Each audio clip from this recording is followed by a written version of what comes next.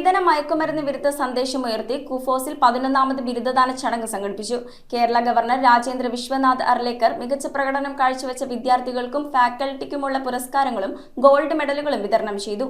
അക്കാദമിക മികവിനൊപ്പം സാമൂഹിക ഉത്തരവാദിത്തം ഉയർത്തിപ്പിടിച്ച ബിരുദദാന ചടങ്ങിൽ മന്ത്രി സജി ചെറിയാനും ലോക ഭക്ഷ്യ അവാർഡ് ജേതാവായ ശകുന്തള ഹരക് സിംഗ് തിൽസ്റ്റഡും പങ്കെടുത്തു. ഈ വർഷം 450 വിദ്യാർത്ഥികളാണ് ബിരുദം നേടി പുറത്തിറങ്ങിയത്. സ്ത്രീധന മയക്കുമരുന്ന് വിരുദ്ധ സന്ദേശം ഉയർത്തി കുഫോസിൽ 11ാമത് ബിരുദദാന ചടങ്ങ് സംഘടിപ്പിച്ചു. അക്കാദമിക മികവിനൊപ്പം കുഫോസിന്റെ സാമൂഹിക ഉത്തരവാദിത്വബോധം ഉയർത്തിപ്പിടിക്കുന്നതായിരുന്നു ചടങ്ങ്.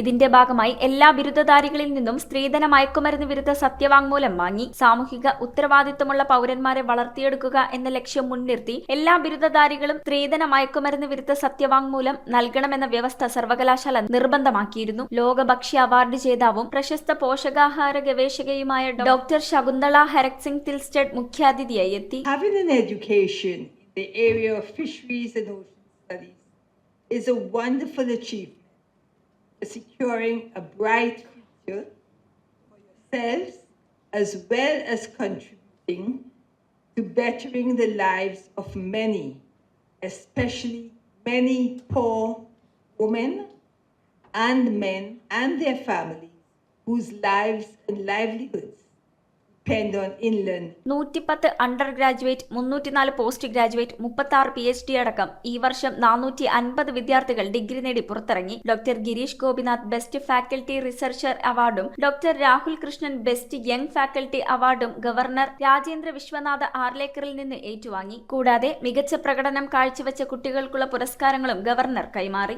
So let us dedicate ourselves to the society and the people of Kerala. Let us do everything that we want here. I am not going into the statistics, how many percent this and that, everything.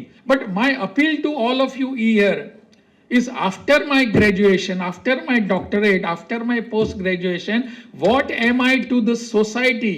Roshni Rameshan, Sreelakshmi, Juhaira Zulfikar, Amala Joy, Ashley Joy, Sandra Sundar എന്നിവരാണ് പുരസ്കാര ജേതാക്കൾ. കൂടാതെ 27 gold മെഡലുകളും 36 PhD അവാർഡുകളും governor നൽകി. യുവജനകാര്യ സാംസ്കാരിക fisheries വകുപ്പ് മന്ത്രി Saji Cherian, vice chancellor doctor A Bijukumar, registrar doctor K Dinesh എന്നിവർ ചടങ്ങിൽ പങ്കെടുത്തു. Today is a landmark moment in the history of our institution.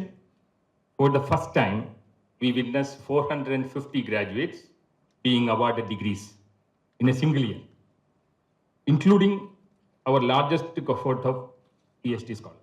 പുതിയ സാങ്കേതിക വിദ്യകളെ ഉപയോഗപ്പെടുത്തിക്കൊണ്ട് മത്സ്യബന്ധന മേഖലയിൽ നമുക്ക് എങ്ങനെ ഇടപെടാൻ കഴിയുന്നതിനെ പറ്റിയുള്ള ഗവേഷണങ്ങൾ ആരംഭിക്കണം.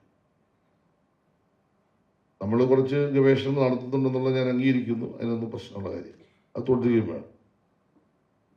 പക്ഷേ മത്സ്യസമ്പത്തിന്റെ കുറവ് വരുന്നതനുസരിച്ച് മത്സ്യത്തൊഴിലാളികൾ ഉൾക്കടലിലേക്ക് യാത്ര ചെയ്യുക.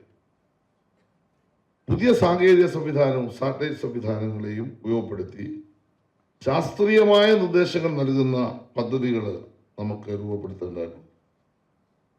ഈ അടിസ്ഥാനത്തിൽ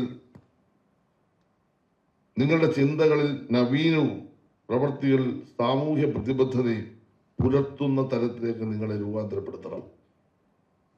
കുഫോസ് വെറും ഒരു യൂണിവേഴ്സിറ്റി മാത്രമല്ല, അത് രാജ്യത്തിൻ്റെ പൊതുവായ വളർച്ചയ്ക്കും കടലോര മേഖലയിലും പാരിസ്ഥിതിക മേഖലയിലും ഏറ്റവും ശക്തമായി ഇടപെടാൻ കഴിയുന്ന ഒരു സ്ഥാപനമാണ്. സാധാരണ യൂണിവേഴ്സിറ്റിയായിട്ട് നിങ്ങളിതിനെ കാണരുത്.